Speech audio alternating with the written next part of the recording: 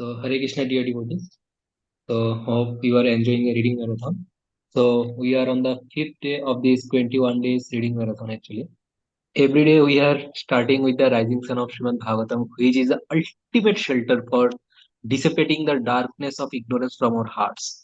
And today, we have His Grace Rukmini Krishna Prabhu for guiding us through the pages of Srimad Bhagavatam.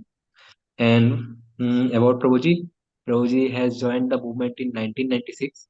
Since then, relishing the nectar of Srila Prabhupada books and his services, contributing selflessly for the movement, inspiring hundreds and thousands of souls.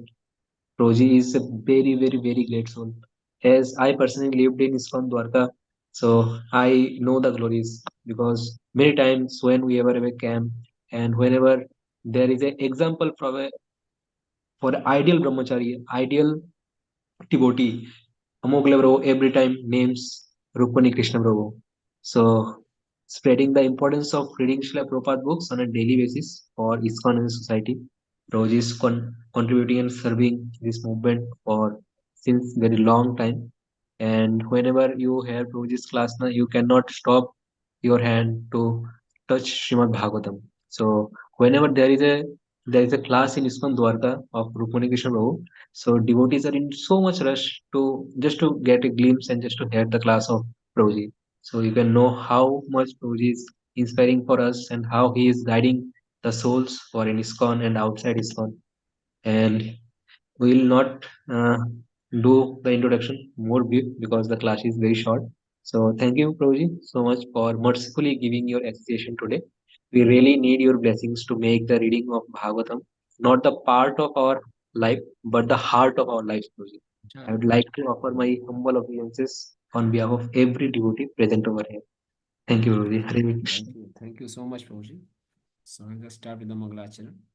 Om Ajnanatimirandasya Jnananjana Shalakaya Chakshurumritam Yena Tasmai Shri Guruve Namah Shri Chaitanya Manobhishtam Stapitam Yena Bhutale Swayam Rupa Kadamayam Dadati Swapadantika Vandeham Shri Guru Shri Uta Padakamalam Shri Gurun Vaishnavanscha Shri Rupam Sagrajatam Sahagana Raghunathanvitam Tam Sajivam Sadhvaitam Savadutam Parijana Sahitam Krishna Chaitanya Devam Shri Radha Krishna Padan Sahagana Lalita Shri Vishakhanvitanscha He Krishna Karuna Sindhu Dina Bandhu Jagatpate Gopesha Gopika Kanta Radha Kanta Namastute तप्त कांचन गौरांगी राधे वृंदावनेश्वरी वृषभानुसुते देवी प्रणमामि हरिप्रिय वाञ्छा कल्पतरुभ्यश्च कृपा सिन्धु भैरव पतितानां पावनेभ्यो वैष्णवेभ्यो नमो नमः जय श्री कृष्ण चैतन्य प्रभु नित्यानंद श्री अद्वैत गदाधर शिवासदि गौर भक्तवृंद हरे कृष्णा कृष्णा कृष्णा हरे हरे हरे राम राम राम हरे हरे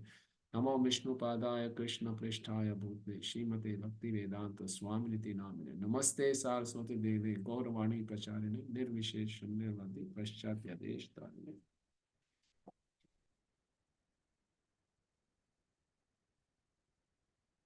नष्ट प्रायेषु भद्रेषु नित्यं भागवत सेवया भगवती उत्तम श्लोके भक्तिर्भवति नैष्टिके हरे Krishna. So thank you very much. First of all, I would like to congratulate ISKCON Bhagavad Mahavidyalaya for this wonderful, it's a very brilliant idea for arranging this 21-day marathon. My voice is clear to all of you. Okay. Yes, And, Prabhuji. Yes, Prabhuji. and I also thank them for giving me an opportunity to render some service for Srimad Bhagavatam. As you very rightly said, Srimad Bhagavatam should not just become a part of our life, but the heart of our life. In fact, Srimad Bhagavatam should be our life. And this human form of life is meant for living as per Srimad Bhagavatam. Okay. Like Sanatan Goswami Pad in his Krishna Leela has very nicely said, Sarva Bhagavat Prana Srimad Bhagavatam Prabhu. Srimad Bhagavatam is a life breath of all the devotees. Sarva Bhagavat Prana Srimad Bhagavatam Prabhu. Kali Dhvanto iti Aditya Shri Krishna Parivartita. It has appeared just to destroy the darkness of the age of Kali, and it is the Krishna has again returned in the form of Srimad Bhagavatam. You must have heard from other script speakers also. When Krishna incarnates himself as a you know, in a lower species like an animal is called Shukar, Varaha avatar. As a human being, Lord Ram or Lord Krishna, Lord Chaitanya, half man, half animal, Lord Narsinga. And when Krishna incarnates in the form of a scripture, it is called Srimad Bhagavatam. Okay. And further, uh, he says, Sanatana Goswami says, Param Ananda Pathaya Prema Varshi Akarshate Sarvada Sarva Sevyaya Shri Krishnaya Namastute. Param Anand Pathaya. By reading Srimad Bhagavatam, one gets supreme bliss. Param Anand Pathaya. Okay. And Prema Varshi Akarshate. Each and every word of Srimad Bhagavatam showers prem. Sarvada Sarva Sevaya. It has to be served by everyone. Shri Krishna Namastute. So I may offer my obeisances. So we may feel that, okay, we have been reading Bhagavatam for so many years. We are not felt, frankly speaking, that kind of supreme bliss. We are not felt that each and every letter of Srimad Bhagavatam is a showering prem. How to get this kind of realization? This requires, consistent efforts. Srimad Bhagavatam says, Matek Bandhu, Mat Sangin, Mat Guru, Mat Mahadana, Mat Nistarak, Mat Bhagya, Mat Anand Namastute. Krishna, Srimad Bhagavatam is my only friend, Matek Bandhu. Now, if you're developing friendship with someone, what it requires? We have to win the trust of that person. And for winning the trust of that person, two things are required. One is consistency, and other is purity. If I'm meeting a person not too often, just occasionally, and whenever I meet, I had some hidden motives with me, so that trust will not develop. So when we are approaching Srimad Bhagavatam, it's not an ordinary book. It is Krishna transformed into a literature, and we have to win the trust of Srimad Bhagavatam. Then the Bhagavatam will act as a bandhu, as a my dear friend, and the Bhagavatam will reveal its glories. Okay. For that, I have to have consistency in my efforts, in my attempts. Daily, I should have contact with Srimad Bhagavatam. That's why Prabhupada has this wonderful system in all the temples. Okay. At every day we have a Bhagavatam class. Right? Nityam Bhagavat Sevaya. And then purity of intent. We're not reading Srimad Bhagavatam to become a scholar. No. We're just reading Srimad Bhagavatam to transform our heart, to become a devotee, unalloyed devotee. So, Srimad Bhagavatam is a book of case studies. And the main theme of Srimad Bhagavatam is Bhagavatam teaches us how to perform pure devotional service in all circumstances. In this material world, the conditioned souls have innumerable excuses to avoid pure devotional service. And Srimad Bhagavatam says, my voice is low, okay? Okay, let me see. Full, I don't know.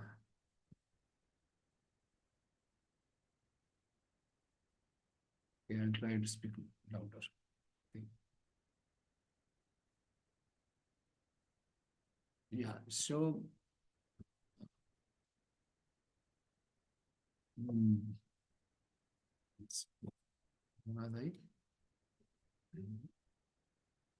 what was I saying, Prabhu?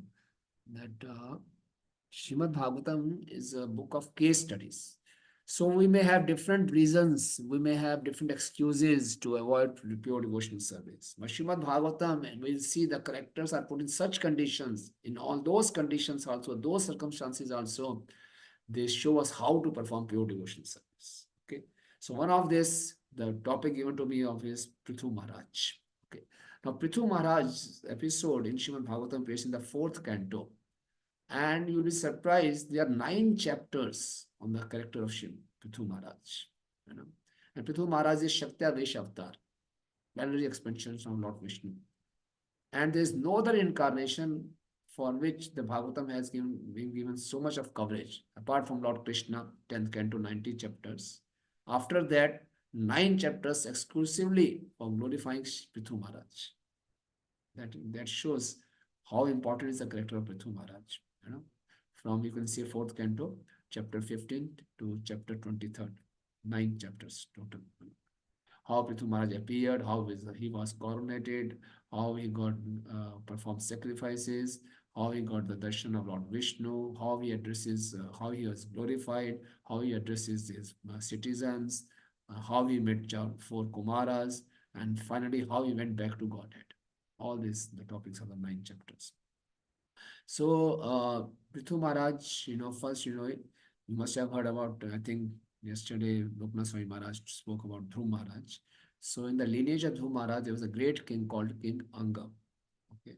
And he performed a sacrifice for getting a son. And he got a son. But the son was who? King Vena. Vena. And Anga's wife was Sunitha. And Sunitha was the daughter of Mrityu. And this Vena, as a child, was so mischievous, so hard-hearted, so cruel. Whenever he used to go to play with other children, there's some dispute, he used to kill the children. So hard-hearted. He had such a track record.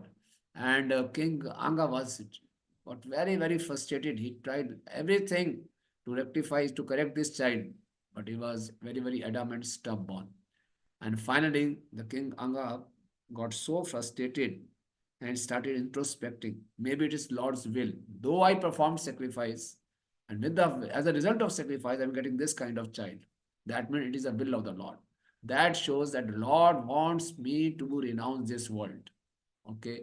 This is how Bhagavatam teaches us. The same circumstances, the son is not obedient, not only not disobedient, highly mischievous, cruel, hard-hearted, creating panic in the citizens, and is not able to reform himself. And now King Anga had two options, whether to keep on lamenting and be miserable, but he thought, no, this situation is also as a mercy of the Lord. Lord wants me to renounce this world. Had my son be very kind, maybe I would have been got too attached to him and not able to renounce his world. So in the middle of night, without telling anyone, he just leaves his palace and goes to the forest. And now next day morning, when everyone wakes up, they find a king is not there. And the king is not there. Without king, there's so much of anarchy. So all the sages, they assembled together and they thought, okay, let's make this Veda as a king. Because Prabhupada writes, a blind uncle is better than no uncle. You know, without king, there will be so much of anarchy in the kingdom that there were so many rogues and thieves. So to control them, we need a king. Although King Vane is not at all qualified, he's highly disqualified.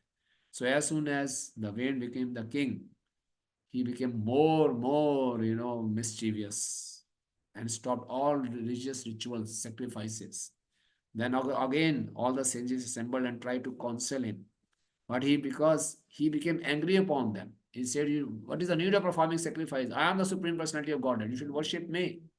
Now all the sages became very angry. And they thought, now we should punish him. So what they did?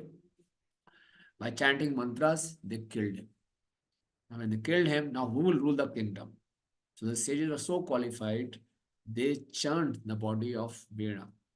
And from the churning of the thighs of the Veena, a personality appeared. Very small stature personality, very short size, dwarf. All the limbs of his body are very, very short. And he was dark black. And he has reddish eyes. And he had, copper colored hairs. And very, very ugly looking. So this is called Bahuk. And he, from here, the descendant, he was, from here, the lineage of Nishad race appeared. And he was immediately dispatched to forest in the hills because he took away all the sinful reactions of Vain. And then again started churning. Now they started churning the arms of Vain. And from the arms of the Vain, after the churning of the arms of the Vain, two wonderful, illustrious personalities appeared. One male and one female. This male was the plenary expansions of Lord Vishnu, Lord Narayan, his Prithu, and along with his consort Archi, the plenary expansion of Goddess of Fortune, Lakshmi Ji. So, and then you see, this is Jarma Karma Chamed Divyam, Lord Krishna says in Bhagavad Gita. So, Prithu Maharaj did not appear first like a child. No.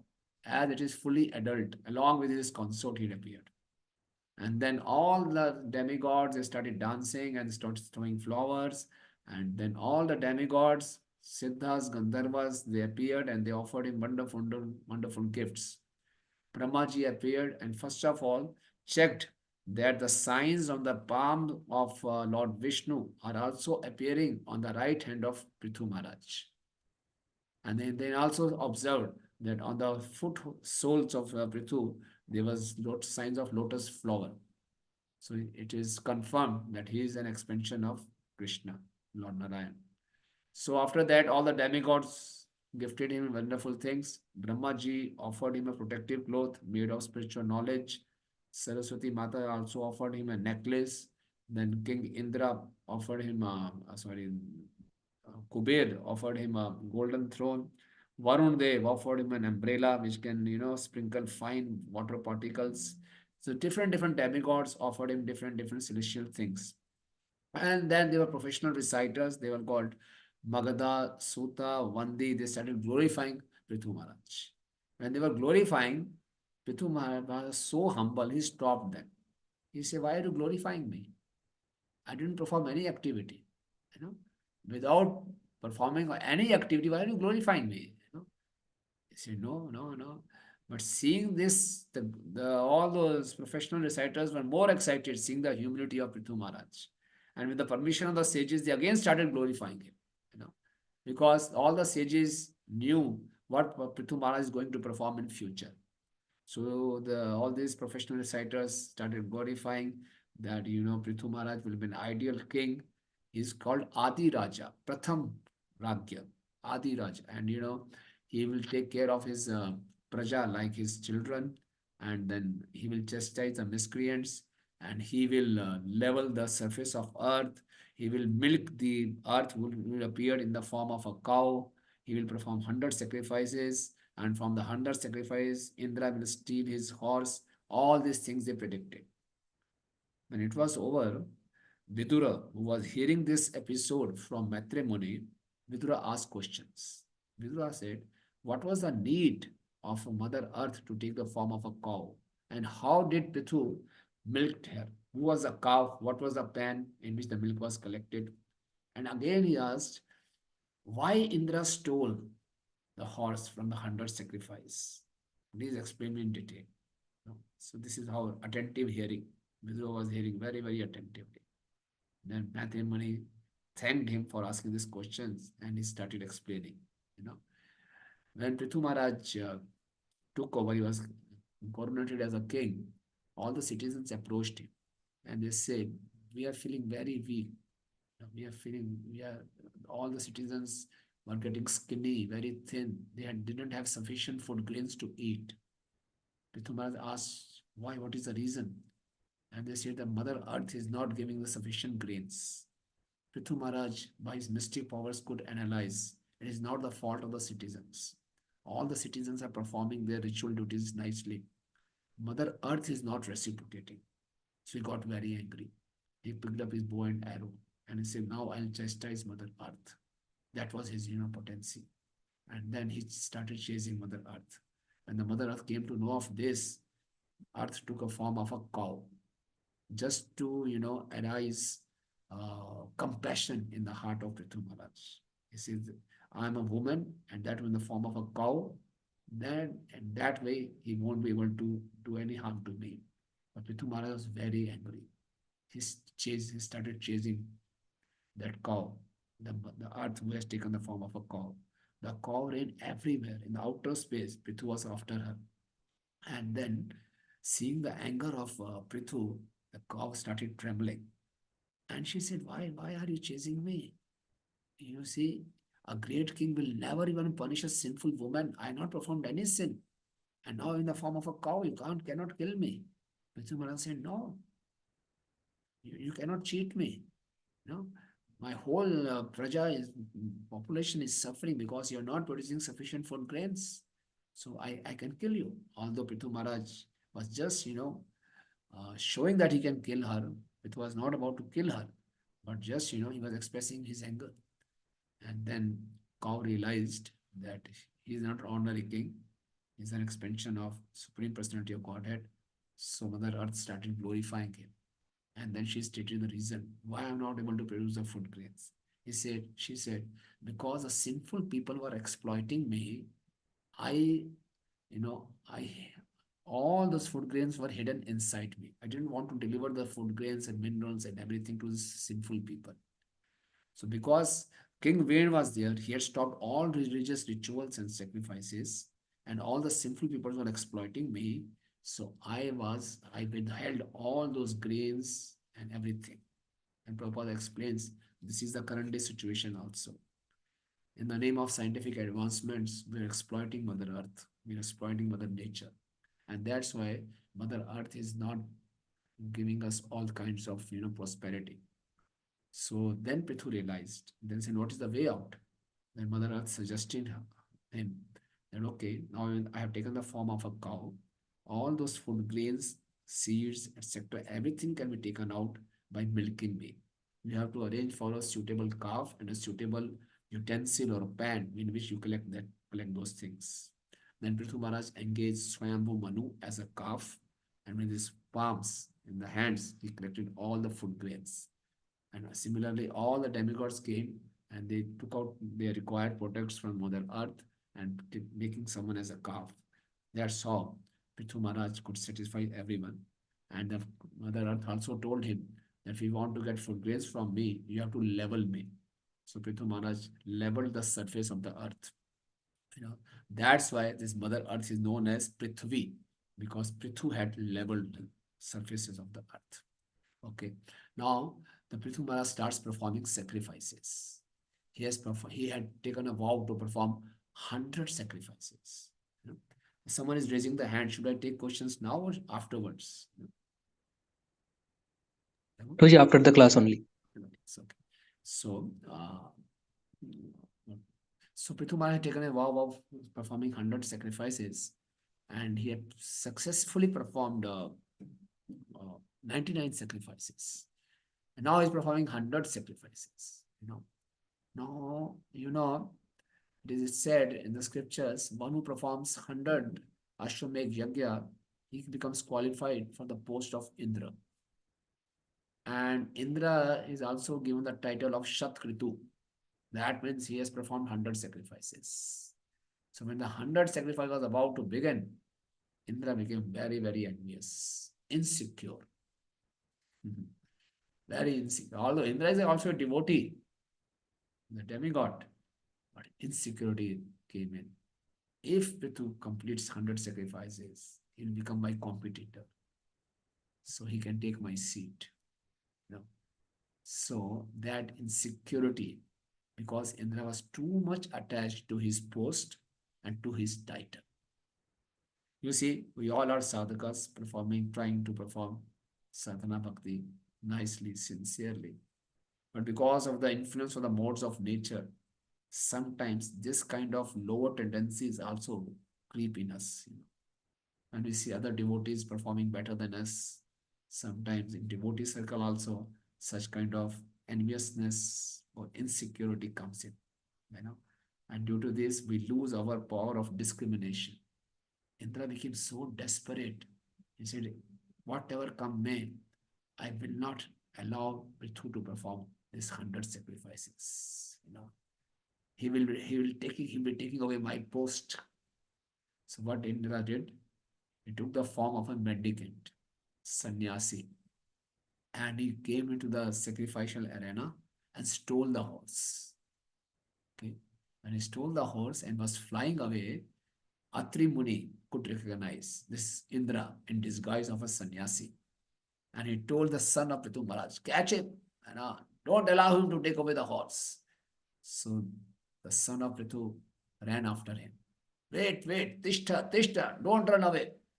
But when he saw this person is in the form of a sannyasi, how can I kill this sannyasi? He came back. But Atri Muni told him, no, he's not a sannyasi. He's a false sannyasi. He's an Indra. He's taking away the horse. Go on. Again, he ran after him. And when again he, called him, please give away this horse.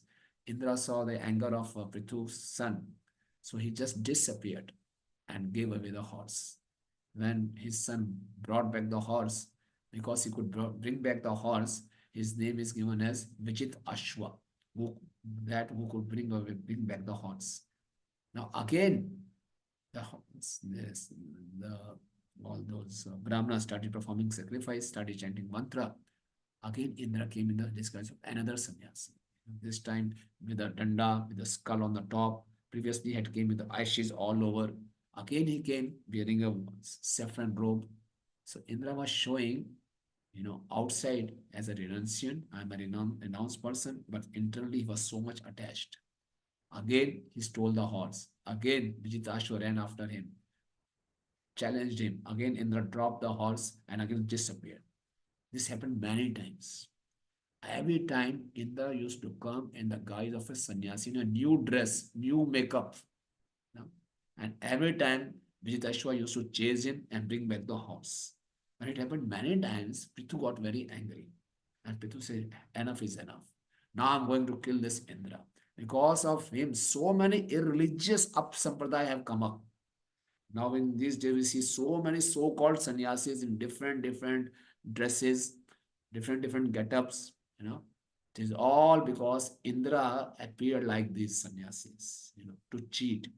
So Prithu was about to kill, but all the Brahmanas said, no, no, no, you are the Yajman. In this sacrifice, we cannot kill any human being. You should not kill. Indra has already lost his potency by disguising himself as sannyasi. So we'll chant the mantra, call Indra over here, and we will offer him in the fire. He will be killed in the sacrificial fire. Don't worry. So all those Brahmanas started chanting mantra, and when they were about to kill Indra in the fire of sacrifice, Lord Brahma appears. And Lord Brahma said, no, stop this sacrifice. You cannot kill Indra. Indra is also Shaktavesh avatar. He is not an ordinary personality. He is the chief assistant of Krishna, Supreme Personality of Godhead. He is not an ordinary person. And then Brahmaji starts speaking with Prithu. Give up. Don't perform sacrifice. Why are you performing sacrifice? The main purpose of sacrifice is for pleasing Vishnu. Yagyat karma anyatma lokayam karma bandhana. Yagya vai Vishnu. For pleasing Vishnu, for the prosperity of your citizens. And you are an incarnation of Supreme Personality of Godhead. You have appeared to establish dharma. Because of the way there were so many irreligious practices. Now, because you are performing this 100 sacrifice, Indra is coming again and again as a false sannyasi. Again, he is starting those irreligious practices. So give up. You know what is the greatness of Prithu? He immediately gave up. So if we put ourselves in these circumstances, sometimes there are conflict between devotees also. Prithu was not at fault. Indra was doing all kind of mischiefs. Brahmaji should have chastised Indra, but Brahmaji is asking Prithu to stop. Why it is so? Normally we also see in the family, the elder son or younger son. So normally the younger one is more stubborn, So the parents will advise the elder one, hey, you take care, you stop this. They cannot correct the younger one. Similarly, this shows the wonderful attitude of Prithu Maharaj. In our devotional service, what we do is not so important. With what attitude we do, how we do, that is more important. So externals are not important. We'll see when Prithu is so submissive, he followed his authority. He stopped the sacrifice. It was the 100th sacrifice, not the first sacrifice, third sacrifice, 10th sacrifice, or 50th sacrifice, 100th sacrifice. And he had taken a vow of doing 100 sacrifice. And for no fault of his authority is telling him stop this sacrifice. He's so submissive. He didn't argue with his authority. Brahma, Prabhuji, every time you tell me also, you should correct him. You can't correct that person and you are telling me. All the principles, all the policies are meant for me only. He submissively followed. And because of his submissive attitude, Lord Vishnu appeared there. So we can see the contrast between Indra and Prithu. Both are devotees. Indra was so much attached. Prithu was totally renounced. Indra was stubborn. Prithu was very relaxed, detached, very submissive. Indra was cheating. Indra flaunted all rules and regulations. Prithu Maharaj said, okay, my purpose is to satisfy my authorities, my Guru, and Krishna. Externals don't matter. So he gave up the sacrifice. It's very, very important. Like, and in Nectar of Instructions, Rupa Goswami says, Niyam agra hai, atyahar prayasascha, pajalpo niyam agra hai. Just performing devotional service as a matter of ritual, forgetting its true purpose, it's niyam agra hai. So Prithu Maharaj said, okay, no problem, I'll stop the sacrifice. So that way, Prithu Maharaj pleased the Supreme Personality of Godhead. Then Vishnu appeared there. And Lord Vishnu appeared along with Indra. And Vishnu says, you know, first, very mildly and lovingly, Lord Vishnu chastises Indra. He says, exalted personalities don't get involved in such things. You know, and what is the use? You had taken so much of instructions from all elevated personalities, and how could you be influenced by my lower nature? How could you get entangled in such kind of fight? You should not. It doesn't, behave you well. Why you got entangled with Indra? Forgive him. And immediately, Indra fell at the feet of Prithu, and Prithu picked him up. With tears in their eyes, they embraced each other. And it's very nicely, before that, um, uh, Lord Vishnu tells Indra, that, Prithu, I am very much captivated by your good qualities. Guna Shila Yantrita. I'm very much captivated, you know. And then in the 18th verse, this is 4th Canto 20th chapter, 18th verse, it is explained how Prithu embraces Indra. There Srila Prabhupada in the Purport writes very nice line. See, can I share the screen, Prabhu? Yes, yes, Prabhuji. Okay. So I just show that it's a very powerful line. So I also wanted to share with all of you. And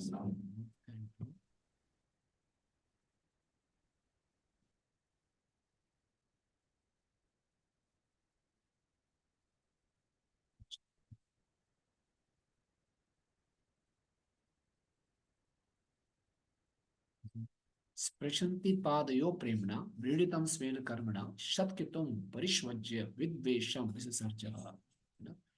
It says, as King Indra was standing by, he became ashamed of his own activities and fell down before King Prithu to touch his lotus feet. But Prithu Maharaj immediately embraced him in great ecstasy and gave up all envy against him for his having stolen the horse meant for sacrifice. So in the purport, I just highlight, yeah, this is here. Both King Indra and Prithu Maharaj were envious and angry with each other.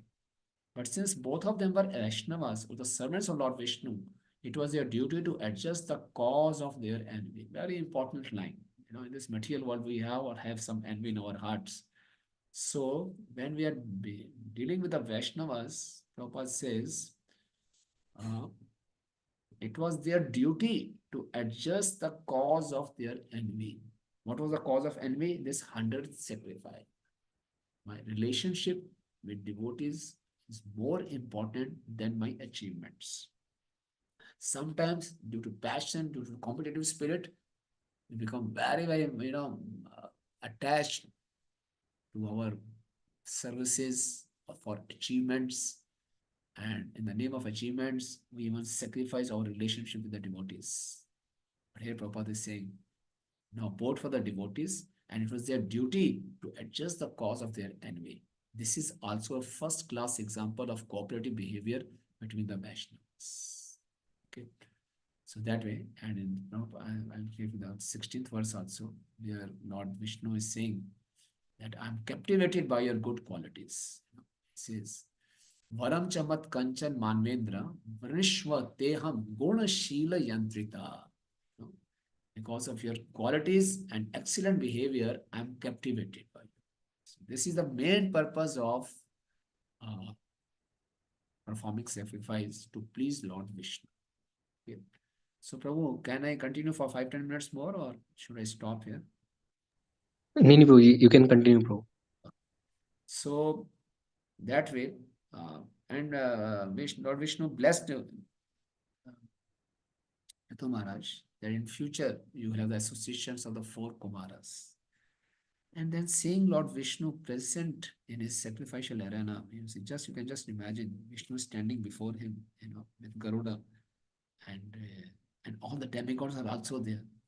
Lord Shiva, Lord Brahma, and Prithu Maharaj with tears in his eyes, with faltering voice, in great ecstasy, he starts offering prayers.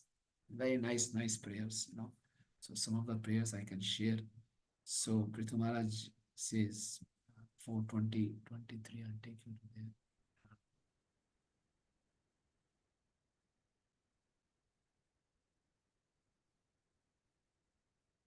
Can you see the screen? Yes, Prabhuji.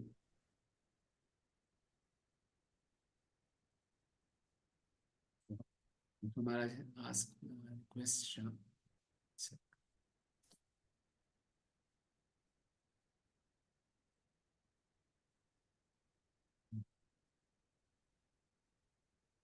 this is how he starts his prayers. Varan Vibho Tvad Varadeshwarat Buddha Patham Vrinite Guna Vikriyatmanam Yenarkana Mapi Santi Dehinam Tani Shakevalyapate Vranena. He says, my dear Lord, you are the best of the demigods who can offer benedictions. Why, therefore, should any learned person ask you for benedictions meant for living entities bewildered by the modes of nature? Such benedictions are available automatically even in the lives of living entities suffering in hellish conditions. My dear Lord, you can certainly bestow merging into your existence, but I do not wish to have such a benediction. Sorry. He says, Varan Vibhotvad Varadeshwarat Buddha. See, you, my dear Supreme Lord, Varan means benedictions, and Varad means who can offer benedictions. And you are what? Varadeshwarat. You are the highest of the bestower of the benedictions. But a learned person will not ask you for some material things. Because such material things are automatically given by the laws of material nature. Even those in the hellish condition enjoy such pleasure. And I'm not, you are a Kevalya Pate. I will not even ask you for merging into impersonal Brahm. I will not ask you for any material benefit. Then what will I ask for you? He says, Na kam yenat tadapyaham kvachin na yatra yushma charana bhuja sabha mahatan mantar hridayan mukhachyuto vidhat swakaran yachutam esha me varha. He says, my dear Lord, I therefore do not wish to have the benediction of merging into your existence, a benediction in which there is no existence of nectarian beverages of your lotus feet. I want the benediction of at least 1 million years. For thus I may be able to hear about the glories of your lotus feet from the mouths of your devotees.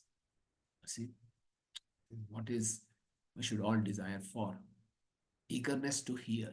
It's not that he says at least 1 million years. At least 1 million years. That doesn't mean like in the body of Indra, he has eyes all over. That didn't mean that Prithu also wanted ears all over his body.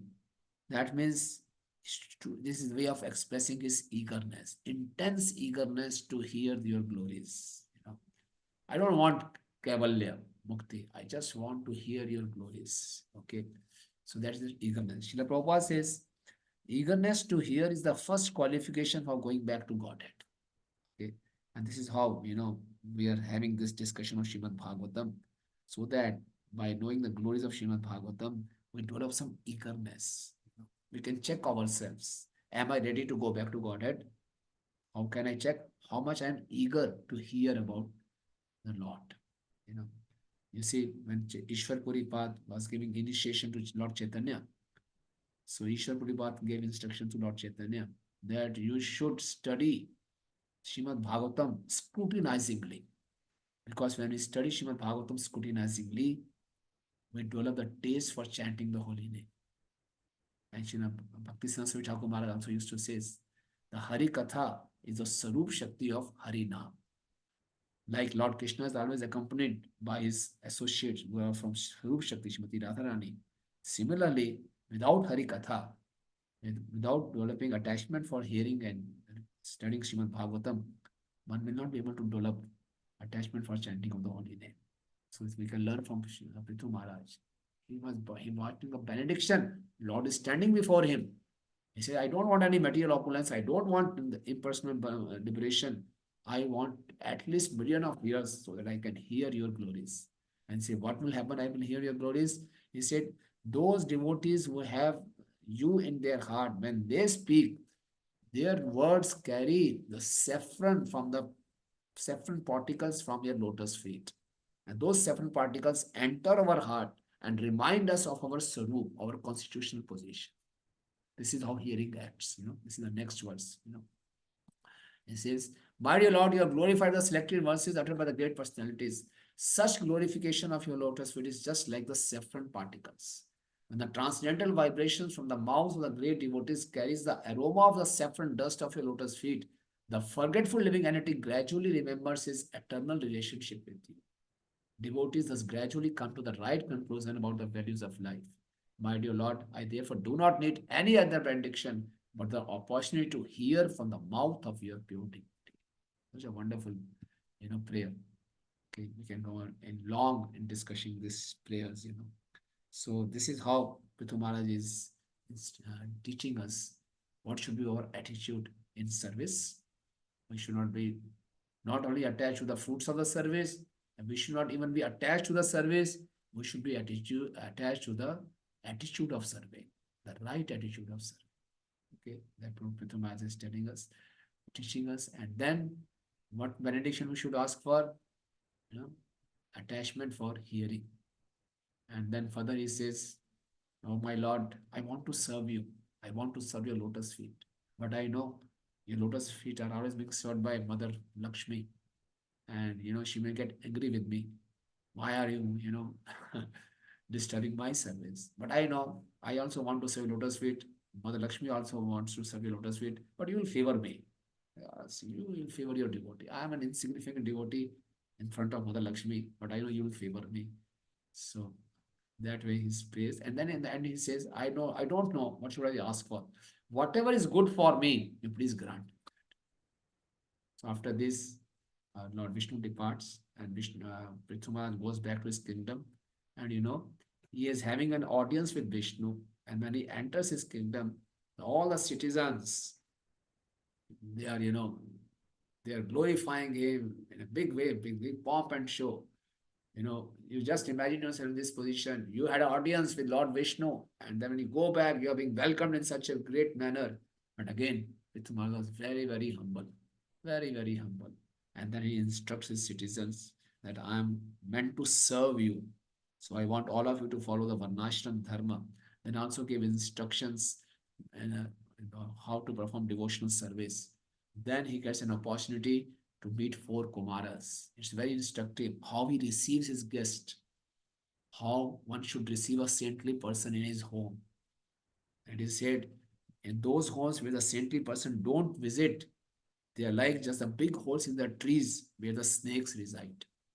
And he says, and then he asks all these four Kumaras, posing himself like an ordinary conditioned soul, although he had already had an audience with Vishnu, but he opposes himself as a ordinary conditioned souls. He says, how can I achieve the purpose of my life? He has already achieved. He had an audience with Vishnu. How can I achieve the purpose of my life? All the Sanat Kumaras, the four Kumaras, they start instructing him. And then he follows those instructions. And ultimately, along with the Archie, he goes to the forest and at the end goes back to Godhead. This is how Prithu Maharaj is teaching us how, while living in this material world, performing our duties, we can go back to Godhead. Just by following the instructions of the saintly persons, and performing the service in a right attitude. At the same time, Prithu Maharaj was very, very alert in his services, in his duty as a king. Okay, so we have a kind of a dual existence. We are in this body, engaged in this body. So we have some duties to perform in relation to our family, in relation to the society. At the same time, while performing this duty, we should not forget our ultimate duty of pleasing Guru and Krishna. So this is how we can do it. Prithu Maharaj has instructed us, and Prithu Maharaj has shown us by his personal example. Okay, so I think I'll stop here. I've already exceeded 15 minutes. Hare Krishna. So now what are the instructions for me, Prabhu? Please let me know. Hare Krishna Prabhuji. Can we take few questions? Okay. The first question is Prabhuji from Arpita Mataji. She is asking Hare Krishna Prabhuji, Panchang Pranam. We can't control someone else's behavior, and in a professional workplace, one has to remain in business conduct. But when their behavior starts impacting our mental peace, in spite of chanting and reading spiritual books, should we take action, or is it better to separate oneself from such a workplace? You see, the material world is a very complicated place. You can't, what to talk of going to dealing with non-devotees. Sometimes dealing with devotees also may cause us some disturbances. So we should not expect that everyone else will behave in a very gentlemanly or gentlewomanly manner. So material world is very hostile. People are very hostile. So what should we do? Devotee doesn't mean that he becomes a fool in front of everyone and everyone starts taking him for a ride. So we should act in such a way that without getting mentally disturbed, act in such a tactful and smart manner that we can defend ourselves because we have to earn money, we have to work. So wherever you'll go, you'll find such kind of hostile atmosphere. It is bound to be there. So if it is too hostile, you can change the workplace. Otherwise, just manage. Don't get too much involved. At the same time, don't let others exploit you or fool you around. So be defensive. You can take defensive and like Narad Muni once made a snake as his disciple, and the snake stopped. You must have heard that story. So snake stopped biting. So everyone started taking the snake for granted. Next time when Narad Muni met snake, the snake was in very miserable condition. So Narad Muni told snake, I told you not to bite, but you can always show your hood. So one has to act like this in the material world. I think it is clear. Yes, Prabhuji. Yes, Prabhuji. Yeah, okay. So, Prabhuji, the next question is from Jitendra Samarwal, Prabhuji. Yeah. She is asking, Hare Krishna, please accept my humble obeisances. When lower nature control us and lower tendencies arises very strongly out of our capacity to control, Yeah. what are we supposed to do at that time to Yeah. deal with it and come out of it safely without making any mistake? Yeah, very nice question. Thank you for asking these questions. It's applicable for all of us. So what we can do, Prabhu, Mataji, yeah, you know, we can, try our best to remain in mode of goodness. So we can practice. The more we'll increase our mode of goodness, more our reactions will become responses. You know? So better to control your reaction at that time because it may put us in a very embarrassing situation. Better to control that. And ultimately, if you're trying to chant nicely, sincerely, and attentively, and daily trying to read Srimad Bhagavatam, study Srimad Bhagavatam, gradually the mode of goodness will improve, and our reactions will also improve. It's a gradual process, but it starts with observation. So once we start observing ourselves, our behavior, and then we do introspection, honestly, I could have behaved in a better manner, more soberly, then gradually Krishna will help us, and then we'll be able to come out of it. So one has to be conscious of his behavior, what do you say, mindful of his behavior, and be honest in doing introspection. And once we realize our mistake, then we should not be, ashamed to go and beg forgiveness like Indra did. It's a gradual process. Prabhuji, next question is from Anandmayi Devi Dasi Mataji.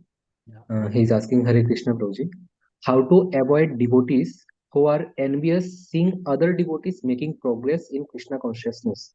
They are not realizing it, that all credit goes to them. They are not teaching them devotional services. Some devotees have the tolerances and some not. If newcomers see all this, how to handle these situations to disturb newcomer devotees, not disturb newcomer devotees? And Projit, this question resembles some of other questions. Some devotees are asking almost the same question. Can you please repeat? I missed some certain points. Can you please? Okay. No. How to avoid devotees who are envious seeing other devotees making progress in Krishna consciousness. Okay. They are not realizing it, that all credit goes to them. They are teaching them devotional services. Some devotees have the tolerances and some not.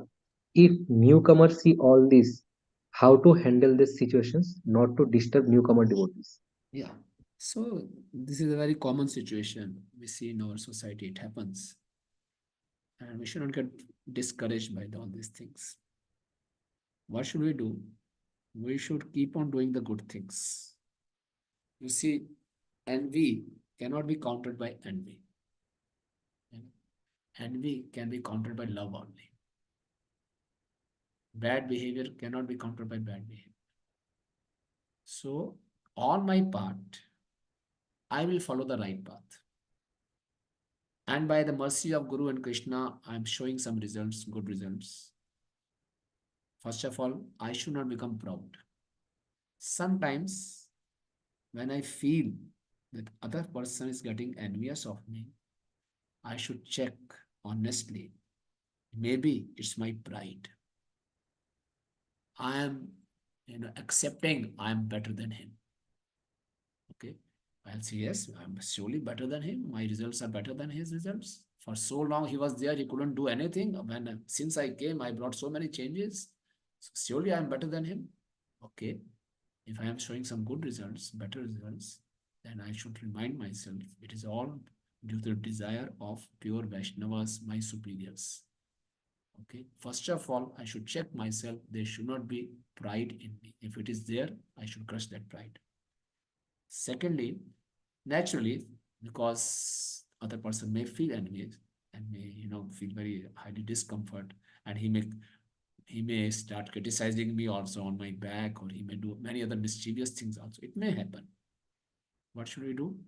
Okay, whatever is in my capacity, I should keep on doing the good things. If there are some juniors under me whom I am training and they are also getting affected, so I have to train them in such a manner that they should also respect those devotees, not offend them, and tell them it is a generation gap or due to something.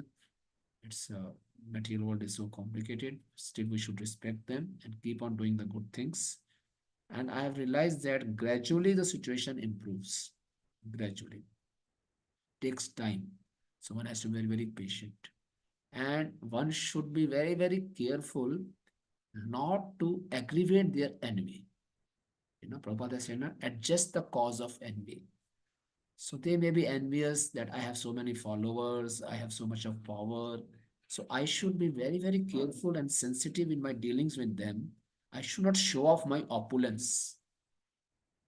Sometimes, knowingly, unknowingly, I may exhibit my opulence, and that will generate more envy in them. You know, and that way, I should be very sensitive in dealing with them, give them all honor and respect, and not share my opulence. In fact, share my opulences with them, not show off my opulence.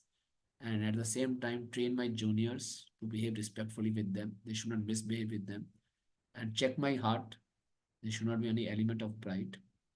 And still, I feel they are getting too much. And pray to Krishna. They may even stop my activities. The situation may come to such an extent, like Indra was stealing the horse. They may do many, many mischievous activities also. It may be possible because when the lower nature is ignited, one can go to any extent. It may happen. So at that time also, I should remain in touch with my superiors, take the shelter of the holy name and Srimad Bhagavatam. I may be externally made powerless. They may halt all my projects. It may also happen. But internally, I should not become hopeless. I should not give up. I should think it's just a passing phase. Internal real success is my dependence on Guru and Krishna. One should not lose sight of this real purpose of life. And these are all testing moments. These are testing over my faith. Even in such situations, I should have faith in Srimad Bhagavatam. I should not say, नहीं नहीं नहीं, ये संसार जो है सब झूठे लोगों का है, तिकड़मबाजी से चलेगा. I'll also start doing manipulations. No, no, no. I'll follow the right path and Just wait for the time. So Krishna will surely reciprocate. And it's a very long, I mean, it can be discussed a lot.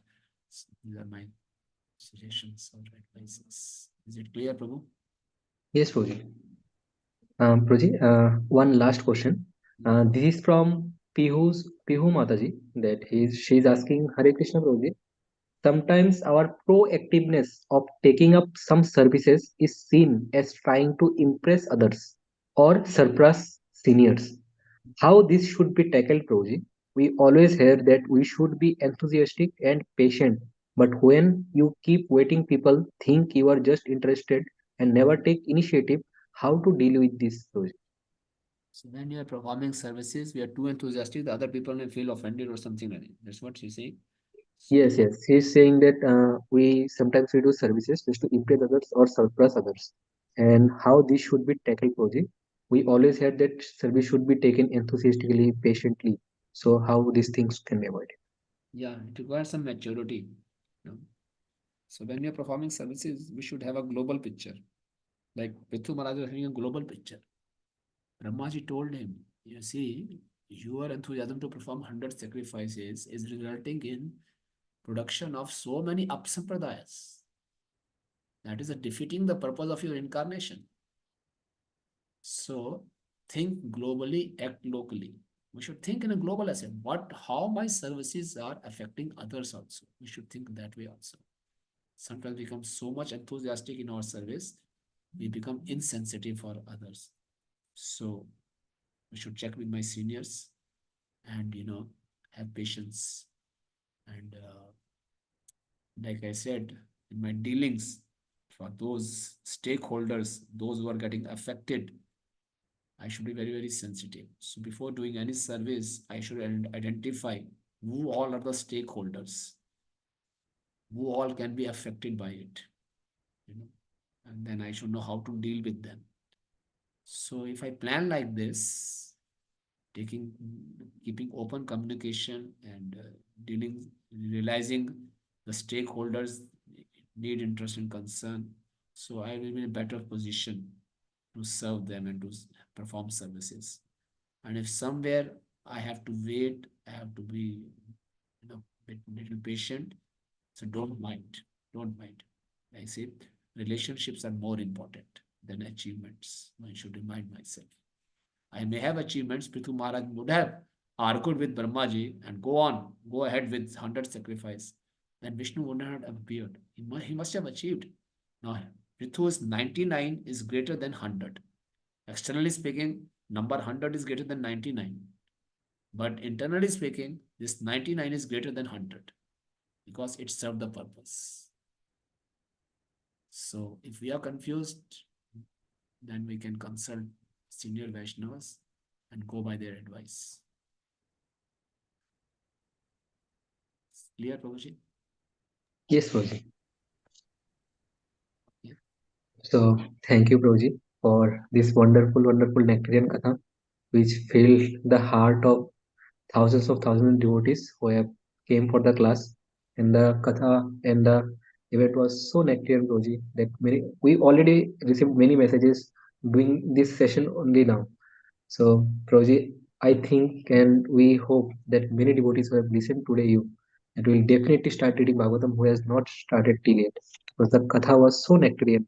The question answer session was so amazing. So everyone is saying many devotees said that we'll start who has not started, we'll start reading Bhagavatam.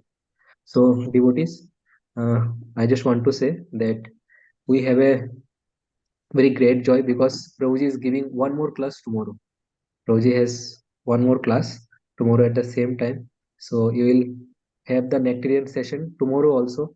So be happy with joy. So Roji is coming tomorrow also.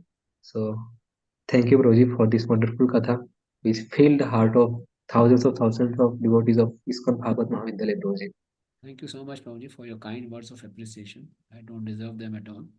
You are giving me an opportunity to to say something.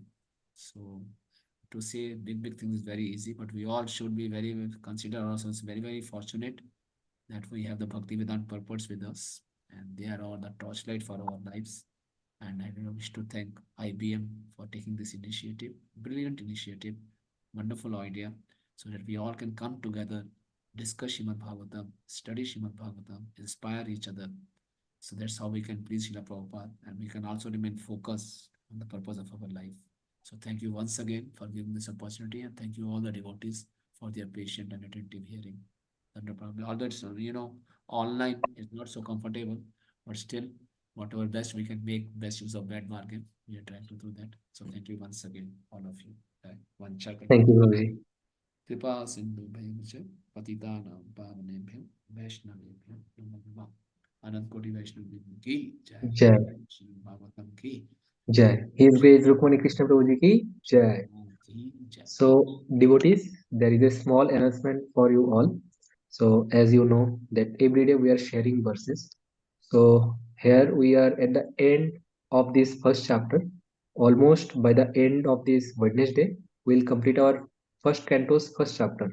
So, after that, there will be a quiz for you all.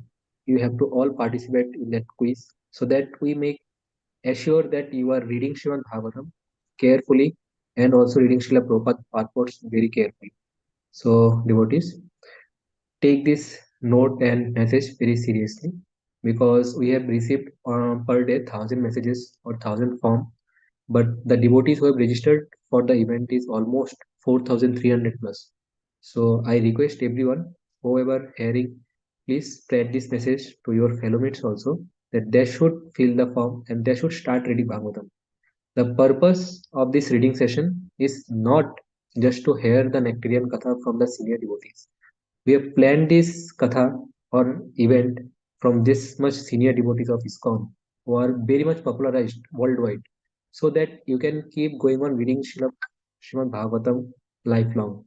So these 21 days may finish after February 21, but your reading habit should not be finished. So make sure you start reading if you have not started, and it should be go on daily basis. We will be continuing this form for next 3 months also. So please make sure you fill the form.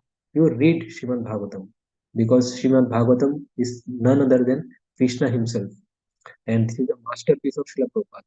So if we have a little bit of service attitude towards the mission of Srila Prabhupada, then we should read Srimad Bhagavatam very carefully.